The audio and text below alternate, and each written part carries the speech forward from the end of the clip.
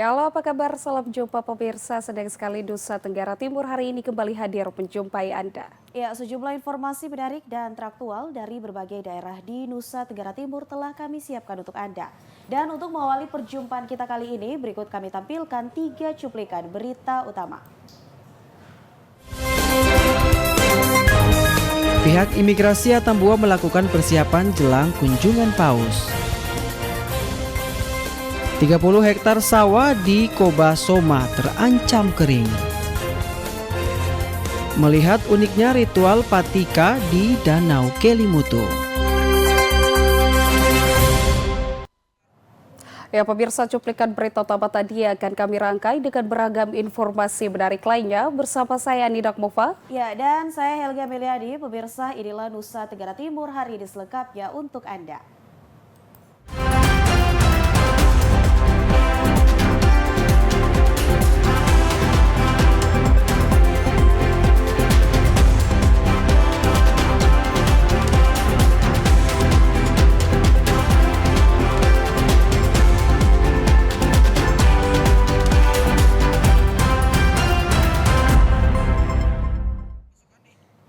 Ya, pemirsa, 1 bulan jelang kedatangan Paus Fransiskus ke Timor Leste, pihak imigrasi Atambua terus melakukan persiapan untuk memperlancar aktivitas perlintasan umat Katolik dari Indonesia menuju Timor Leste. Selain melakukan peningkatan pelayanan, pihak imigrasi pun meningkatkan pengawasan di jalur tidak resmi untuk mencegah terlintas dari ilegal dari Indonesia menuju Timor Leste. Jelang kedatangan Paus Fransiskus ke Timor Leste pada bulan September mendatang, pihak imigrasi Atambua terus melakukan peningkatan pengawasan di wilayah perbatasan Indonesia-Timor Leste. Hal ini dilakukan agar perjalanan yang dilakukan para peziarah menuju Timor Leste dapat berjalan dengan lancar. Peningkatan pengawasan ini pun tertuju pada jalur ilegal yang sering digunakan pelintas ilegal dengan berkoordinasi dengan pihak aparat TNI Polri. Selain itu, peningkatan pelayanan paspor bagi para peziarah serta penambahan personel imigrasi untuk memperlancar kegiatan perlintasan di perbatasan. Mengingat adanya hubungan kekerabatan yang erat antara masyarakat di Kabupaten Belu dengan masyarakat Timor Leste, pihak imigrasi menghimbau masyarakat untuk tetap mengedepankan penggunaan paspor serta menggunakan jalur perlintasan yang resmi. Selain itu, masyarakat yang hendak melakukan ziarah saat kedatangan Paus ini dihimbau untuk taat terhadap aturan yang telah dikeluarkan lewat surat edaran, khususnya bagi umat Katolik. Jalur perlintasan para peziarah saat kedatangan Paus hanya dari PLBN Mota Ain. Para peziarah disarankan untuk melakukan perjalanan minimal 2 atau 4 hari sebelum Paus tiba di Timor Leste guna menghindari penumpukan. Pihak imigrasi tetap menghimbau masyarakat untuk memiliki dokumen resmi seperti paspor, menggunakan jalur perlintasan resmi, serta mengikuti aturan yang telah dikeluarkan. Pertama, kami karena ini kan memang acara yang keagamaan ya, makanya kami sejak awal kami berkomunikasi dengan Keuskupan Atambua. Oleh karena itu waktu itu Keuskupan Atambua sudah mengeluarkan semacam surat himbauan yang tadi saya sampaikan terkait syarat-syarat bagi umat ataupun warga yang ingin berangkat menuju Timor Leste dalam hal kunjungan Bapak Paus Fransiskus. Dari kami sendiri terkait yang pertanyaannya terkait pencegahan pelintas ilegal, yang jelas bukan hanya tugas kami sendiri dalam hal menjaga atau terkait pelintas ilegal, kami terus berkomunikasi dengan teman-teman dari TNI Polri, khususnya Satgas Pamtas, di mana untuk mencegah terjadinya pelintas ilegal. Dari Kabupaten Belu, Andri Witak, TVRI NTT. Sementara itu, Saudara, pemerintah Kabupaten Kupang meminta pemerintah pusat agar bisa memperhatikan infrastruktur di Amphoang yang saat ini cukup memprihatinkan.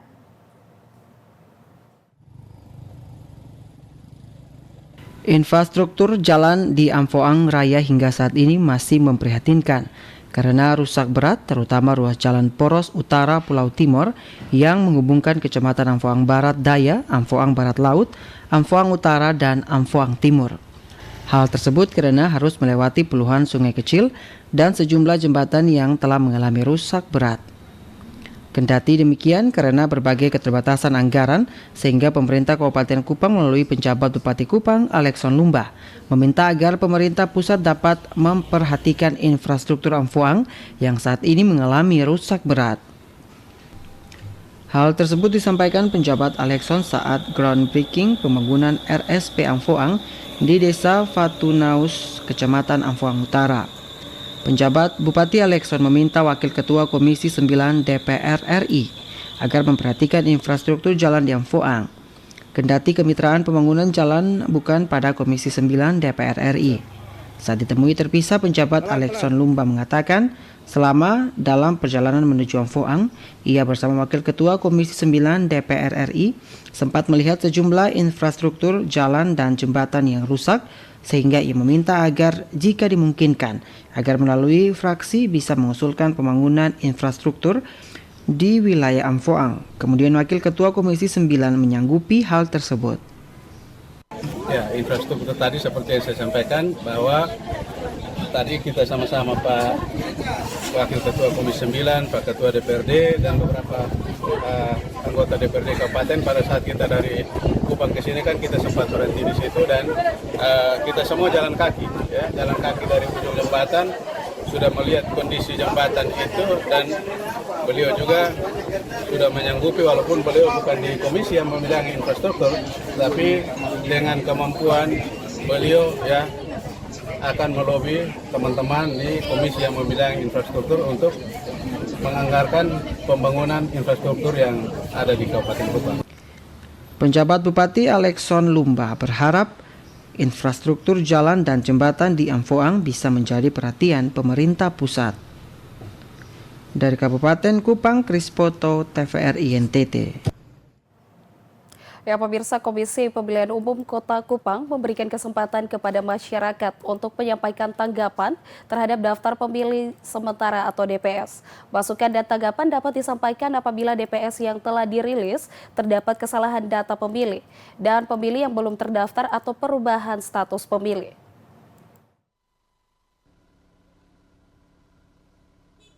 Menjelang proses pemilihan kepala daerah serentak tahun 2024, satu persatu tahapan pemilu telah diselesaikan Komisi Pemilihan Umum serta Badan Pengawas Pemilihan Umum baik provinsi maupun di kabupaten kota.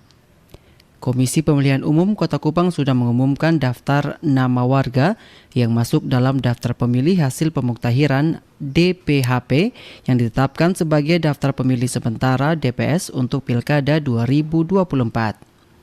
Komisioner KPU Kota Kupang Divisi Perencanaan, Data dan Informasi Florianus Hartono mengatakan setelah penetapan daftar pemilih sementara, KPU Kota Kupang memberikan waktu kepada masyarakat untuk menyampaikan tanggapan terhadap DPS paling lama 10 hari setelah DPS diumumkan, yakni dari tanggal 18 hingga 27 Agustus 2024 mendatang. KPU siap menerima masukan dan tanggapan masyarakat apabila DPS yang telah dirilis terdapat kesalahan data pemilih, pemilih yang belum terdaftar atau perubahan status pemilih. Perubahan status pemilih bisa dari yang memenuhi syarat atau MS menjadi tidak memenuhi syarat atau TMS ataupun sebaliknya.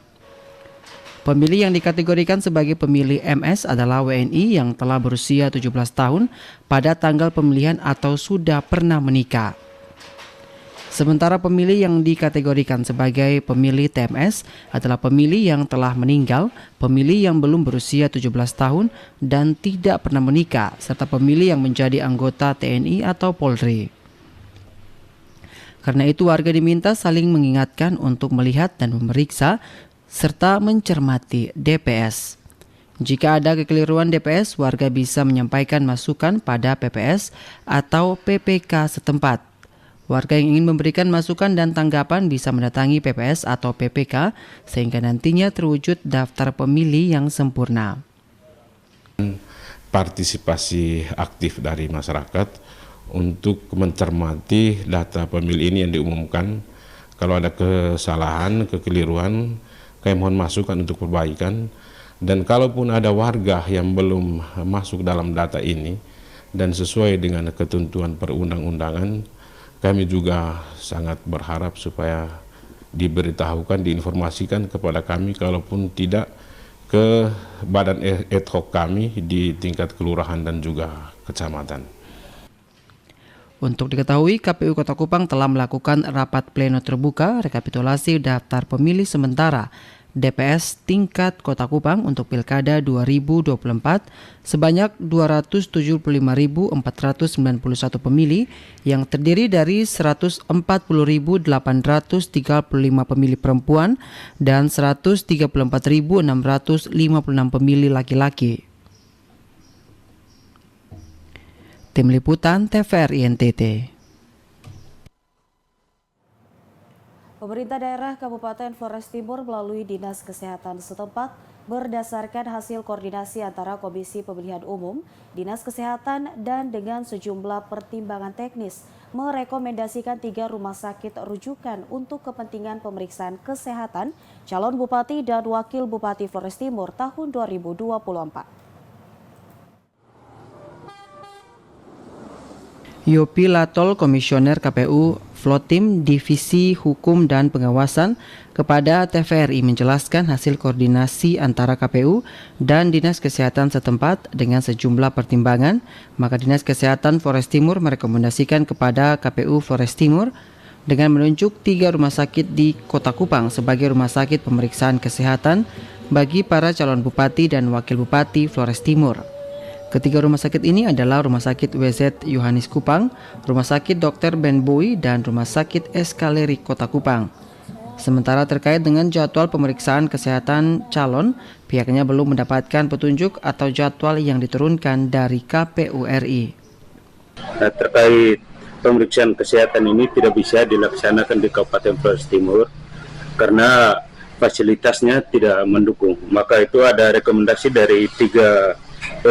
dari Dinas Kesehatan Kabupaten Flores Timur untuk rumah sakit yang dilakukan pemeriksaan kesehatan ada 3, yaitu pertama Rumah Sakit Daerah Profesor Dr.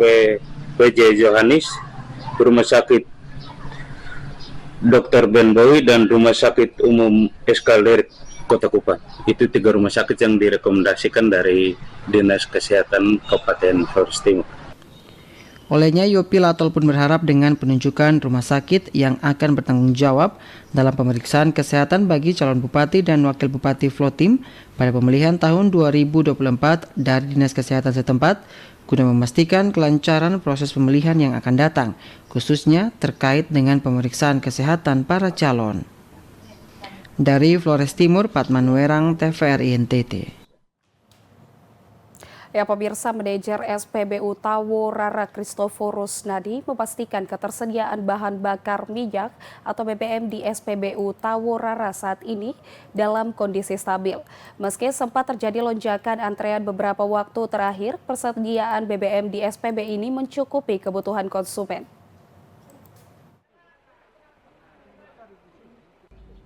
Kondisi saat ini SPBU Taworara memiliki stok sebanyak 16.000 liter Pertalite, 16.000 liter solar, dan 8.000 liter Dexlite.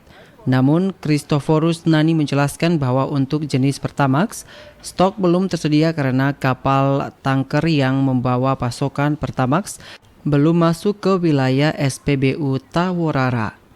Menurut Kristoforus Nani, lonjakan antrean yang terjadi disebabkan oleh meningkatnya jumlah konsumen yang datang ke SPBU, terutama dari pengguna kendaraan yang memanfaatkan sistem tap untuk pembelian BBM. Menurutnya, antrian membludak karena banyak konsumen yang memanfaatkan sistem tap dengan memodifikasi kendaraan. Ia berharap masyarakat tetap tenang dan tidak panik karena persediaan BBM kecuali Pertamax masih aman dan mencukupi untuk kebutuhan beberapa hari ke depan. Memang karena situasi, jadi mungkin kuota juga kita terbatas, lalu pengguna BBM subsidi ini banyak sekali. Jadi kita tidak bisa antisipasi kakak. Jadi kami juga minta ada bantuan dari tim Satgas, dalam hal ini Polri, TNI Polri, Satpol PP, Namun memang karena membludaknya konsumen pengguna BBM subsidi ini, jadi jujur saja kami susah untuk antisipasi. Lalu berikut mungkin persoalan terjadi karena orang-orang yang tahap ini Bapak. Jadi kami mohon dukungan dari pemerintah untuk bisa sama-sama melihat keadaan ini sehingga BBM subsidi bisa tepat sasaran. Sementara itu Ahad Rahedi, Manajer Communication Relation dan CSR Pertamina Patra Niaga Jatim Balinus menegaskan bahwa tidak ada kelangkaan bahan bakar minyak di Pulau Sumba. Hal ini disampaikan untuk merespon keluhan masyarakat yang mengalami kesulitan mendapatkan BBM, terutama di SPBU di wilayah Sumba Barat Daya. Menurutnya, Pertamina selalu menyediakan BBM sesuai dengan permintaan pasar. Pertamina selalu memenuhi kebutuhan BBM sesuai dengan permintaan yang ada, yang menegaskan tidak ada kelangkaan BBM di Pulau Sumba. Kesulitan yang dihadapi warga dalam mendapatkan BBM di SPBU Sumba Barat Daya lebih disebabkan oleh banyaknya konsumen yang menggunakan kendaraan modifikasi untuk melakukan tap bensin. Hal ini menyebabkan antrean panjang dan menimbulkan kesan bahwa terjadi kelangkaan. Ia meminta pihak aparat penegak hukum untuk melaksanakan kesepakatan bersama dalam pengawasan distribusi BBM guna memastikan agar distribusi tetap berjalan dengan baik dan tepat sasaran. Bahwa kami, Pertamina Patra Niaga Regional Jatim Balinus, telah berkoordinasi dengan Forkopimda dan juga aparat penegak hukum di wilayah Pulau Sumba untuk melakukan penertiban antrian pembelian BBM di SPBU, khususnya untuk BBM bersubsidi atau Pertalite dan biosolar. Berdasarkan pantauan di lapangan, pembelian itu terganggu dengan antrian yang memang disebabkan oleh jumlah kendaraan roda 2 dengan tangki yang diduga modifikasi yang membeli secara serentak di SPBU. Jadi memang selain juga mengganggu antrian pengguna langsung. Dari Sumba Barat Daya, Freddy Ladi, TVRI NTT. Perusahaan listrik negara melalui program Desa Berdaya melalui PLTP Mataloko memberikan sumbangan pembangunan gazebo 4 unit untuk ditempatkan pada area pintu masuk destinasi wisata Kampung Adat Wogo. Selain sebagai tempat persinggahan sementara bagi para wisatawan, tetapi juga dapat digunakan sebagai tempat penjualan aneka kuliner lokal maupun souvenir khas masyarakat Kampung Adat Wogo.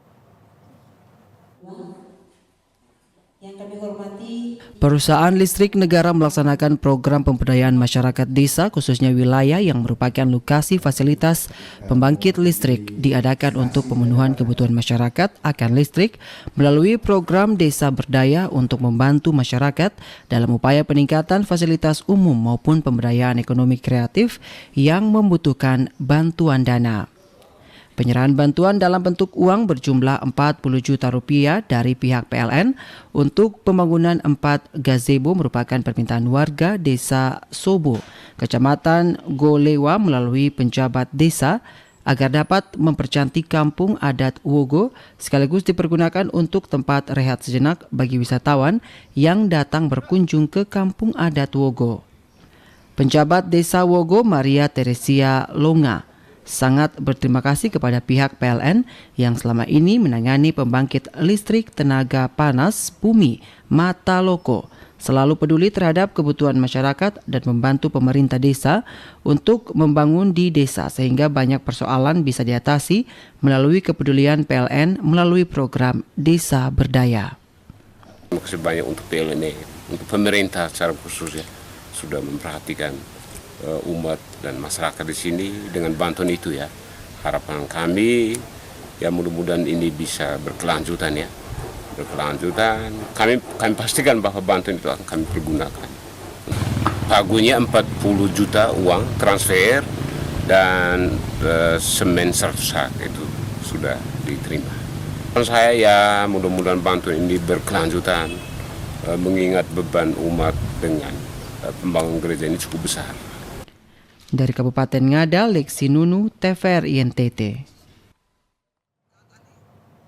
Ya pemirsa, petani sawah di persawahan Konga, Desa Kobasoma, Kecamatan Titehena, Kabupaten Flores Timur, kini mulai dibaluti rasa cemas. Setidaknya kini ada 30 hektar lahan sawah usia tanam sebulan pada masa tanam kedua tahun 2024 saat ini terancam kering. Akibatnya pasokan air juga mengalami penurunan.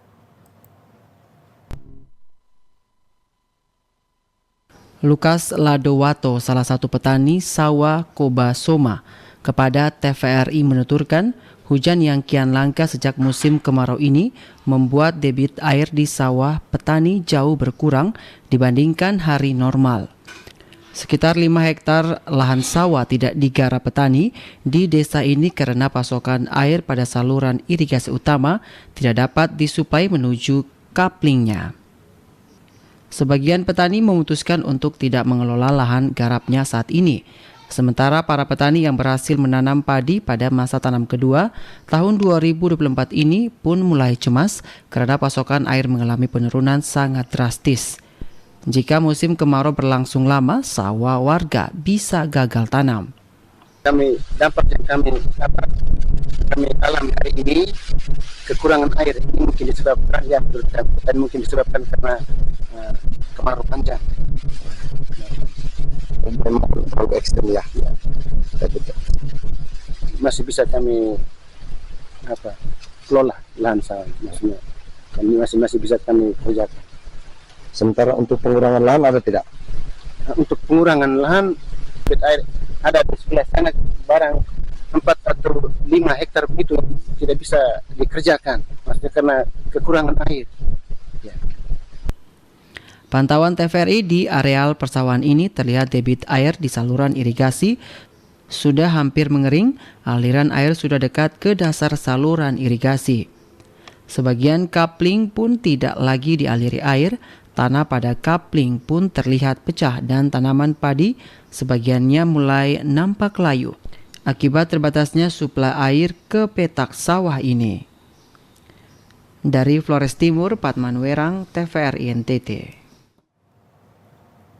10 juta bendera merah putih dibagikan kepada masyarakat di Kabupaten Ngada.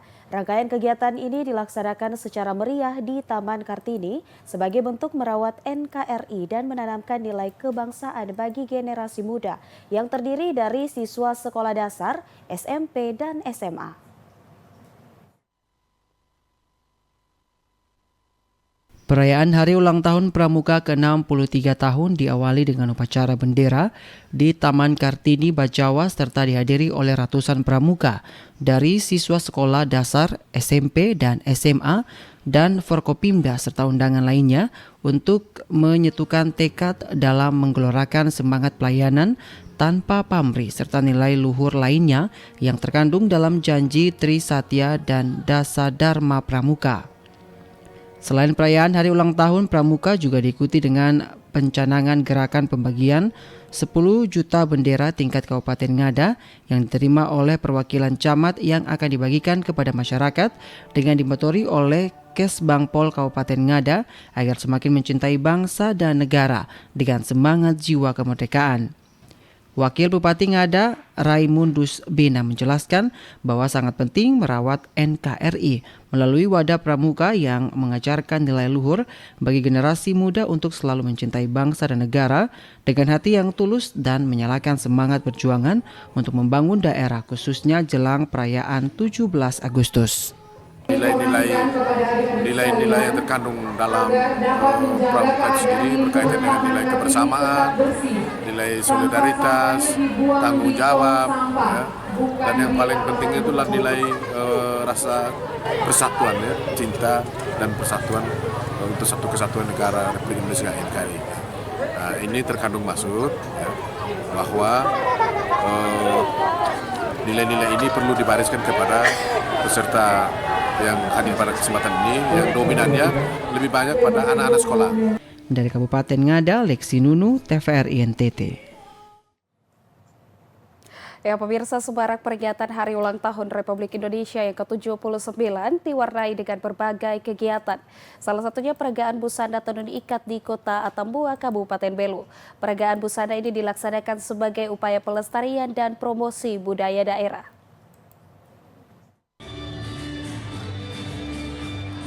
Seperti inilah suasana saat pelaksanaan peragaan busana tenun ikat untuk memeriahkan peringatan HUT ke-79 Republik Indonesia bertempat di Gedung BT Lalenok Atambua.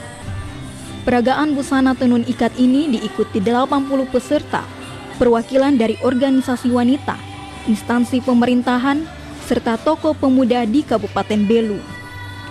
Kegiatan yang mengangkat tema merajut tradisi menyulam modernitas ini menampilkan busana pakaian adat yang menarik perhatian. Peragaan busana ini dibagi dalam 2 kategori, yakni tenun asli, taisoro, serta tenun modifikasi. Para peserta berusaha tampil menarik dalam belutan tenun ikat serta aksesori untuk dinilai juri. Selain untuk memeriahkan HUT ke-79 RI, serta pelestarian dan promosi budaya Belu. Selain itu, lewat peragaan busana ini, diharapkan dapat menanamkan semangat masyarakat untuk cinta budaya lokal, serta meningkatkan ekonomi masyarakat.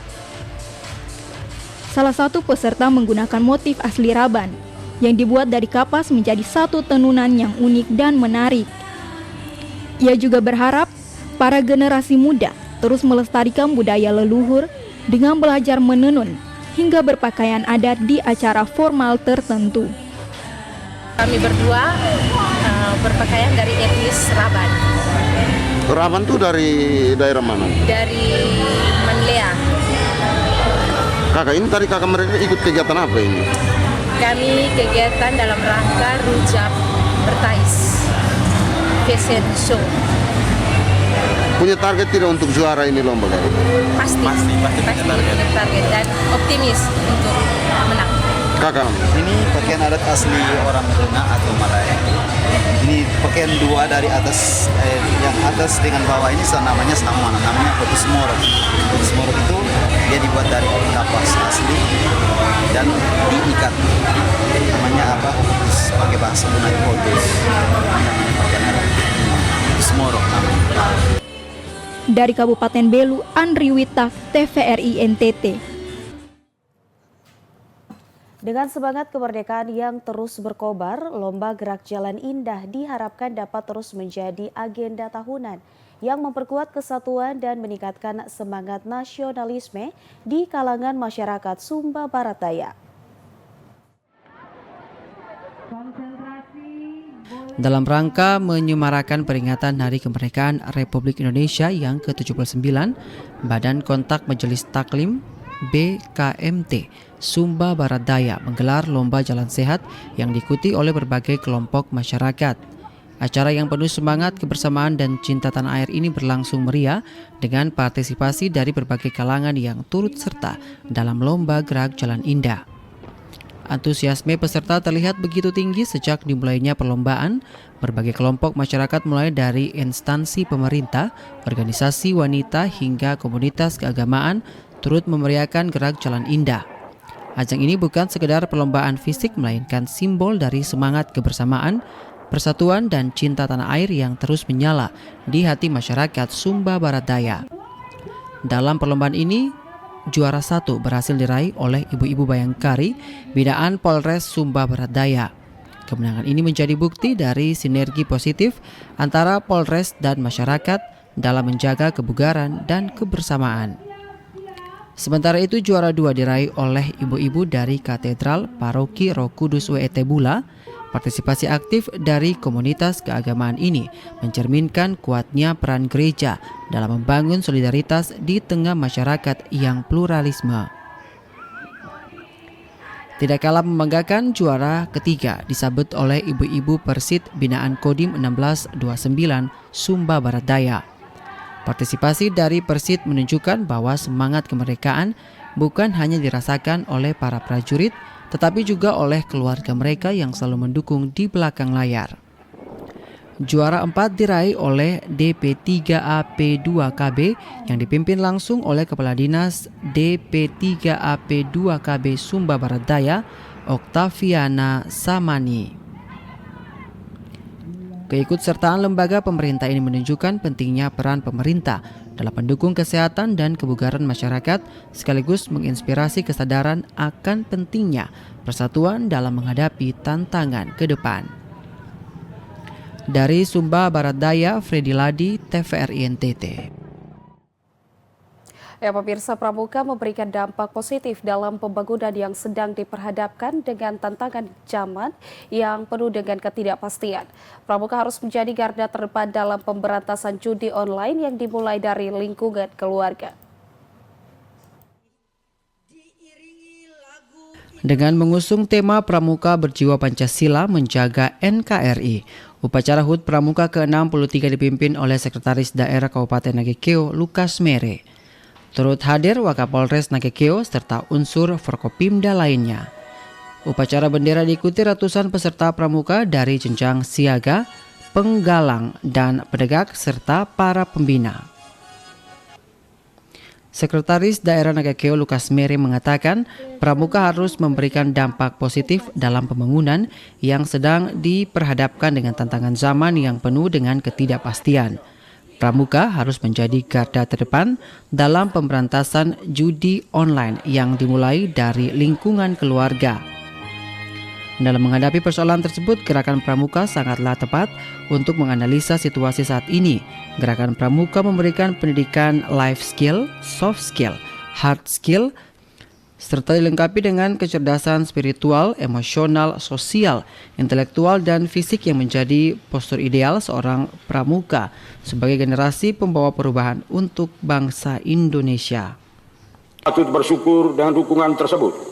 Gerakan Pramuka telah menunjukkan eksistensinya dalam mempersiapkan generasi muda dan selalu menjadi garda terdepan untuk membentuk anggota pramuka yang berjiwa Pancasila serta menjaga keutuhan negara kesatuan Republik Indonesia, sebagaimana yang telah ditegaskan pada tema Hari Pramuka ke-63 ini, yaitu Pramuka Berjiwa Pancasila Menjaga NKRI. Gerakan Pramuka tidak hanya sekedar menangani karakter building, tetapi juga berperan aktif pada bidang lainnya, seperti pengabdian masyarakat. Kegiatan dan upaya yang telah dilakukan tersebut adalah bagian dari kontribusi Gerakan Pramuka dalam menyongsong Indonesia Emas tahun 2045 untuk mempersiapkan sumber daya manusia yang unggul dan memiliki daya saing. Dari Nagekeo, Doni Moni, TVRI NTT. Peduli kasih dalam rangka memeriahkan HUT Republik Indonesia ke-79, penjabat Ketua TPPKK Kabupaten Timor Tengah Selatan berkolaborasi dengan penjabat Ketua Dharma Wanita Persatuan Timor Tengah Selatan, Ketua Dharma Yukti Pengadilan Negeri Timor Tengah Selatan, Ibu-Ibu Persit Kodim 1621 Timor Tengah Selatan, Ibu-Ibu Bayangkari Polres Timor Tengah Selatan pada Rabu 14 Agustus 2024 kemarin menggelar Anjang Sana Peduli Kasih ke-5 Panti Asuhan dan 1 SLB di Kota Soe.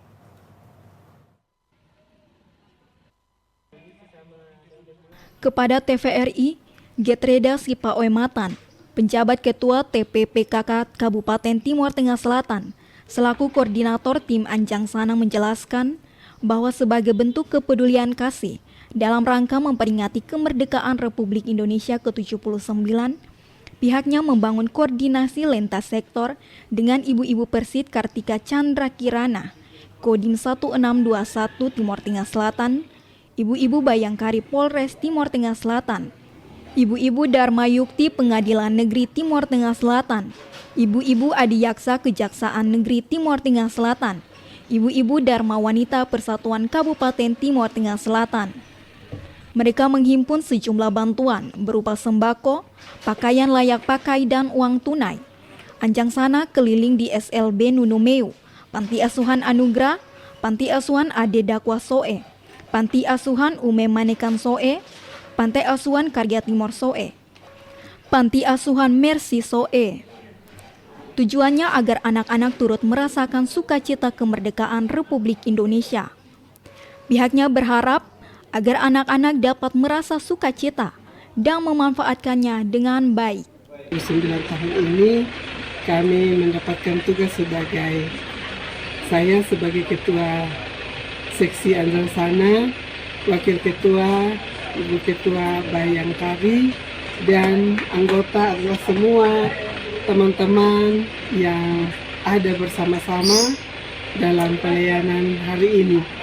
Dan semua yang bingkisan yang kami bahwa ini adalah uluran tangan dari semua kami yang hadir dan juga mewakili mereka yang tidak hadir namun sumbangannya juga ikut kami bawa. Dari Kabupaten Timur Tengah Selatan, Evan Baitanu, TVRI NTT. Ya, pemirsa, Kelurahan Donohodis merupakan satu kelurahan dari 11 kelurahan di Kecamatan Kota Soe yang merayakan Pesta HUT Kemerdekaan Republik Indonesia yang ke-79 dengan menggelar berbagai kegiatan meriah untuk menghibur masyarakat yang dibuka langsung oleh Camat Kota Soe, tepatnya di halaman kantor Lurahan Donohodis pada Rabu 14 Agustus 2024 kemarin.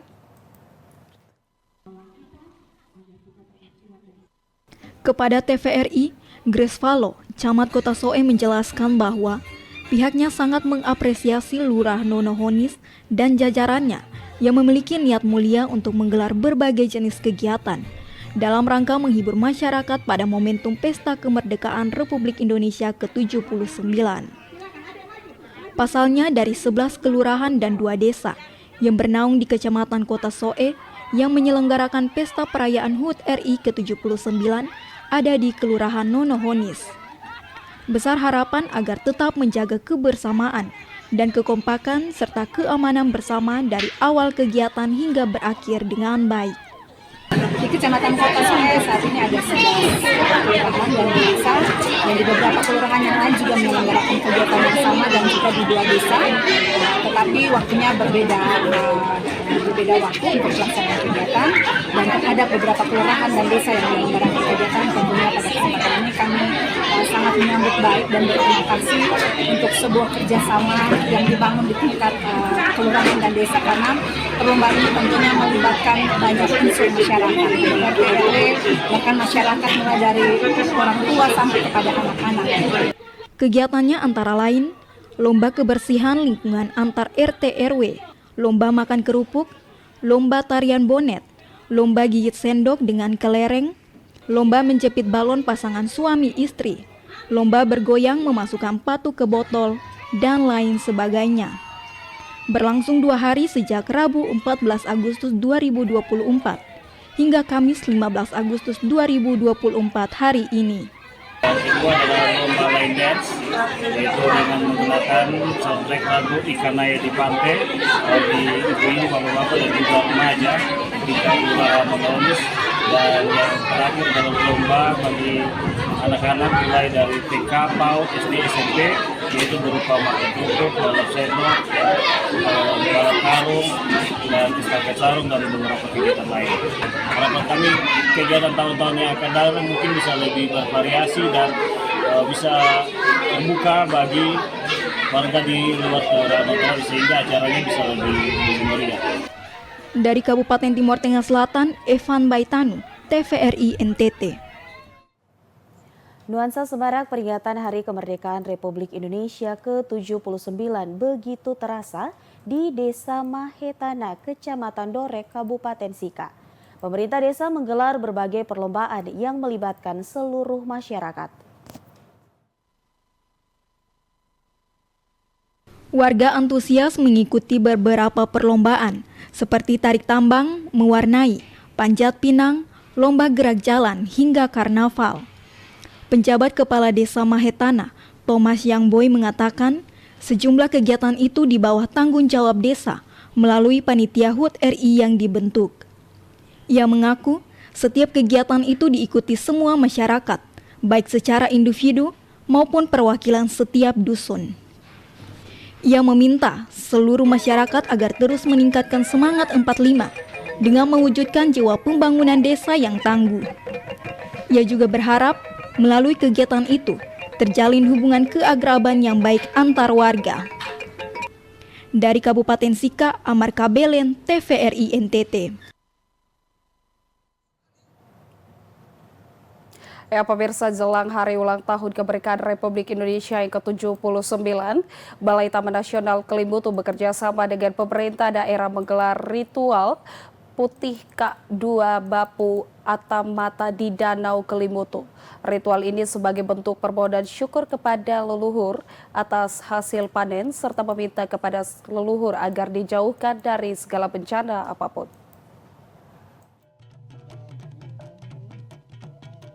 Beginilah antusias masyarakat serta wisatawan dalam mengikuti prosesi ritual patika atau pemberian sesajian kepada leluhur di Danau Kelimutu.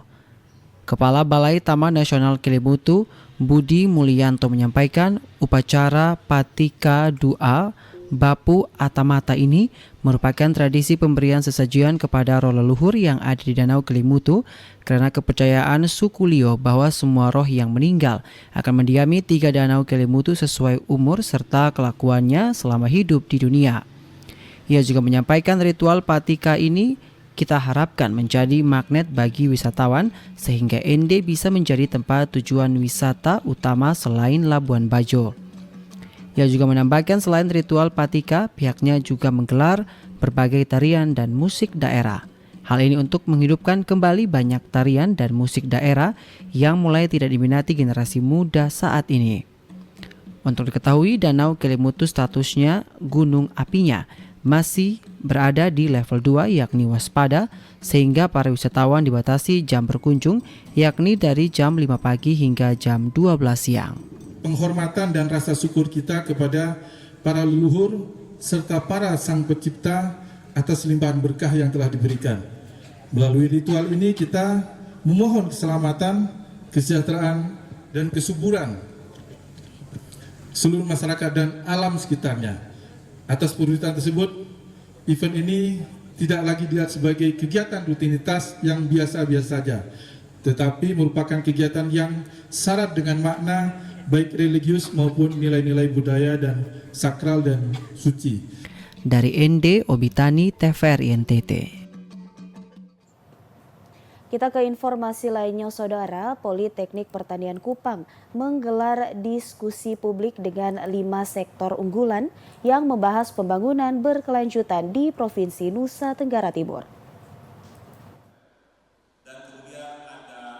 Dalam diskusi publik ini menghadirkan Direktur Politeknik Negeri Kupang, Frans Mengi, Wakil Ketua Umum Koordinator Bidang Kemaritiman dan Investasi, Kadin NTT Yusak Benu, tim pakar Mitras Dudi, Prof. Lilik Sidiajeng, Direktur Eksekutif Tempo Institut Karis Tajudin, dan Baperida NTT, Tando Soalogogo Sirait. Selain kelima narasumber luar biasa ini, hadir juga para stakeholder dan pemangku kepentingan yang diundang untuk menyumbangkan ide, gagasan, dan pikiran-pikiran dalam diskusi publik ini.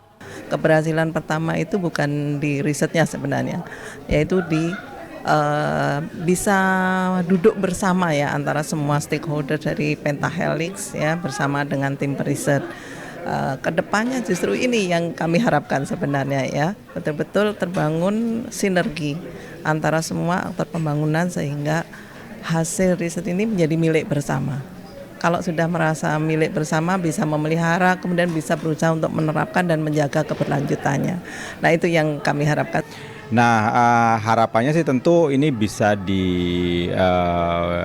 dibaca, lalu kemudian dibaca oleh masyarakat umum dan kemudian juga mampu dipraktekkan atau diimplementasikan oleh pemerintah daerah. Karena kalau hanya menjadi hasil penelitian saja sayang sekali, karena penelitian ini sudah dilakukan dengan sangat baik dan hasilnya juga luar biasa. Ada begitu banyak respon positif yang kami dapatkan dari pemerintah Provinsi Nusa Tenggara Timur. Kami juga dikuatkan dengan adanya tim dari Mitras Dudi, kami didampingi oleh tim pakar, ada Prof. Lilik dan juga tim media Mitras Dudi yang juga berkontribusi untuk menyampaikan hasil riset kami dalam suatu bentuk tulisan yang bisa juga menjadi suatu bagian yang dapat disebarluaskan kepada masyarakat. Tujuan dari kegiatan ini untuk membentuk ekosistem yang dituangkan dalam Policy Brief sebagai acuan yang menentukan klaster inovasi berdasarkan pada potensi dan agenda prioritas pembangunan daerah. Diharapkan bisa tercapai kemitraan yang strategis antara satuan pendidikan vokasi dengan pemerintah daerah yang selaras dengan kebutuhan dunia industri dan usaha. Venido Jindra Kevi, TVRI NTT. Ya, pemirsa, Politeknik Pertanian Negeri Kupang mengadakan launching Living Lab kerjasama antara Politani Kupang dengan Nuffic dan Van Hal Larenstein University of Applied Science Belanda. Dalam menghadapi tantangan perubahan iklim harus ada solusi yang inovatif dan adaptif untuk menjawab tantangan yang ada secara berkelanjutan. Salah satu wujud nyata komitmen Politeknik Kupang untuk berkontribusi memberi solusi dengan meluncurkan Living Lab. Well, this collaboration is indeed with NTT. We think that NTT has a lot of potential, has just as Politeknik Kupang, very good universities with a lot of knowledge and expertise, and we want to bring NTT to a next stage, and to make sure that there is prosperity in this province as well. Thank you. Terima kasih. Kami sekarang berada di Politeknik Pertanian Negeri Kupang. Hari ini diselenggarakan launching Living Lab tentang Climate Adaptation and Food Systems, kerjasama antara Politeknik Pertanian Negeri Kupang dengan Van Halarensteins dari Belanda dengan pendanaan dari Nuffic. Jadi kami sudah bekerjasama sejak tahun 2017 bersama dengan kampus Van Hal, Applied Science University atau Universitas Terapan yang ada di Nederland, Belanda. Dasar pengembangan Living Lab ada pada rantai nilai yang di dalamnya terdapat sektor pertanian, kehutanan, perikanan, dan agrowisata. Diharapkan Living Lab ini bisa menjadi pusat pembelajaran, penelitian, dan pengembangan teknologi yang bermanfaat, khususnya bagi para petani, peternak, pelaku usaha, dan pelaku industri sektor pertanian. Venido Jindra Kevi, TVRI NTT. Ya, saudara, kami akan kembali usai jeda pariwara berikut. Tetaplah bersama kami.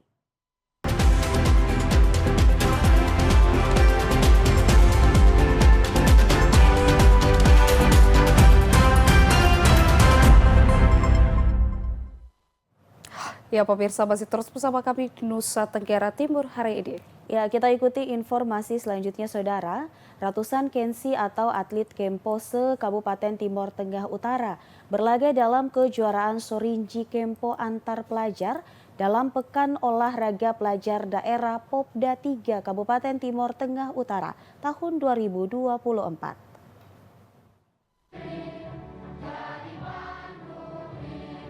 Berlangsung di Gedung Dharma Wanita Keva Menanu, kejuaraan Sorinji Kempo antar pelajar pada Popda 3 tahun 2024 tersebut diikuti para Kensi dari 7 dojo se-Kabupaten Timor Tengah Utara. Mewakili sekolah masing-masing, kejuaraan Kempo antar pelajar ini berlangsung selama 3 hari dari tanggal 12 Agustus hingga 15 Agustus besok, melibatkan pelajar SD, SMP, dan SMA SMK. Nomor pertandingan yang dimainkan yaitu embu solo dan pasangan putra-putri, embu beregu, embu campuran, serta randori mulai dari tingkat Q1 hingga Q4. Tibertius Rubu, Sekretaris Dinas Pemuda dan Olahraga TTU mengungkapkan, selain memeriahkan HUT RI ke-79 tahun, kejuaraan Sorinji Kempo yang digelar ini bertujuan untuk mencari bibit atlet-atlet Kempo terbaik dalam rangka persiapan mengikuti kejuaraan Pekan Olahraga Pelajar Nasional Popnas ke-17 tahun 2025 yang akan dilangsungkan di Aceh. Kegiatan kejuaraan Kempo antar pelajar Kabupaten Timor Tengah Utara ini merupakan bagian dari Popda 3 tahun 2024 yang dibuka kemarin oleh Bapak Bupati. Jadi ini menjadi ajang untuk mencari bibit, mencari bibit kemudian pembinaan kelanjutan untuk anak-anak kita dan persiapan untuk PON di Aceh nanti. Sementara itu, Ketua Umum Perkemi Kabupaten TTU, Dery Fernandes, meminta para atlet pelajar yang ada untuk memanfaatkan momen Popda ini, pengembangan karakter dan prestasi. Sebab Kabupaten TTU telah dikenal melahirkan atlet bela diri dengan prestasi yang mendunia. Dari Kabupaten Timor Tengah Utara telah menyumbangkan prestasi terbaik dan membawa harum nama Kabupaten Timor Tengah Utara. Terjadi karena para atletnya berlatih dengan keras di bawah bimbingan para pelatih atau simpai dan pimpinan dojo yang mempunyai program latihan yang rutin dan bagus. Kita setiap tahun itu rutin mengikuti kejuaraan baik di kabupaten dalam bentuk Popda ini maupun di provinsi dan juga di nasional sampai dengan di internasional ya. Kegiatan Pekan Olahraga Pelajar Daerah Popda ketiga tahun 2024 di Kabupaten Timur Tengah Utara sudah berlangsung sepekan ini, dijadwalkan berakhir pada tanggal 19 Agustus mendatang. Ada 6 cabang olahraga yang dipertandingkan dan dilombakan, yaitu sepak bola, futsal, bola voli, basket, atletik, dan bela diri. Dari Kabupaten Timur Tengah Utara, Jose Praso, TVRI NTT. Ya, pemirsa, perawat dan penjaga alam bagi siswa sekolah menengah atas Riung Barat dimulai dari lingkungan sekolah untuk dijadikan kebiasaan baik agar alam tetap lestari dengan menanam pohon serta memanfaatkan air sungai yang ada dekat sekolah sebagai bentuk upaya kerja keras dan melatih diri agar bertanggung jawab terhadap tugas yang diberikan oleh guru sebagai bentuk pembentukan karakter untuk peduli terhadap lingkungan. Kecamatan Riung Barat dengan topografi perbukitan dan banyak terdapat padang savana membutuhkan perhatian penuh untuk upaya penanaman pohon demi penghijauan lahan, khususnya di musim kemarau, yang rentan terhadap kebakaran lahan akibat kelalaian manusia itu sendiri. Demi menjaga agar alam tetap terlindungi dan hijau di musim kemarau, pihak Sekolah Menengah Atas Negeri 1 Riung Barat mengajak siswa untuk merawat alam dengan menanam pohon, mulai dari lingkungan sekolah sebagai bentuk rasa kepedulian terhadap kondisi alam dan menyelamatkan alam dari kekeringan dengan memanfaatkan air sungai untuk menyirami anakan pohon setiap pagi pada jam sekolah. Kepala Sekolah SMA Negeri 1 Riung Barat, Heri Bertus Lungi, menjelaskan bahwa pendidikan karakter juga menjadi perhatian penuh pihak sekolah, termasuk mencintai dan merawat alam mulai dari lingkungan sekolah, agar bisa menjadikan kebiasaan baik yang dilakukan di rumah dan menjadi contoh bagi masyarakat untuk turut melindungi alam dengan upaya penanaman pohon demi menjaga alam termasuk melindungi mata air. Kami mencanangkan untuk bagaimana sekolah ini menjadi sekolah adiwiyata. Nah, targetnya adalah ketika anak-anak ini bisa secara dekat mereka memahami bagaimana mencintai alam, itu dimulai dengan menanam pohon. Nah, oleh karena itu, secara lembaga di sekolah kami menanamkan nilai-nilai kepada anak ini untuk bagaimana mencintai pohon dan mulai menanam pohon menghijaukan semua lingkungan sekolah sehingga dengan aktivitas itu tentu mereka akan terbiasa. Nanti bisa membias ke orang tuanya di rumahnya.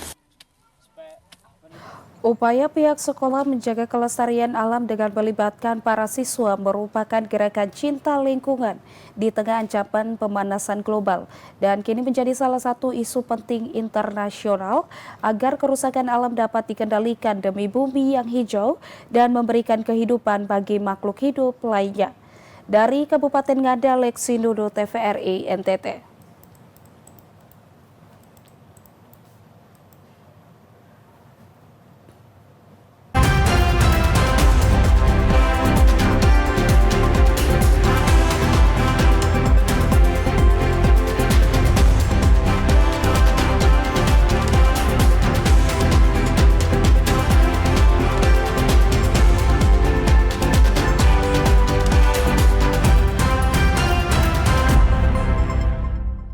Ya, saudara, informasi tadi sekaligus mengakhiri perjumpaan kita hari ini. Ya, terus saksikan Nusa Tenggara Timur hari ini yang menyajikan informasi secara santun, lugas, dan berimbang. Hanya di TVRI NTT, media pemersatu bangsa. Akhir kata, saya Helga Meliani. Dan saya Nidak Mufa mewakili seluruh kerabat kerja yang bertugas mengucapkan terima kasih atas kebersamaan Anda. Selamat melanjutkan aktivitas Anda dan sampai jumpa.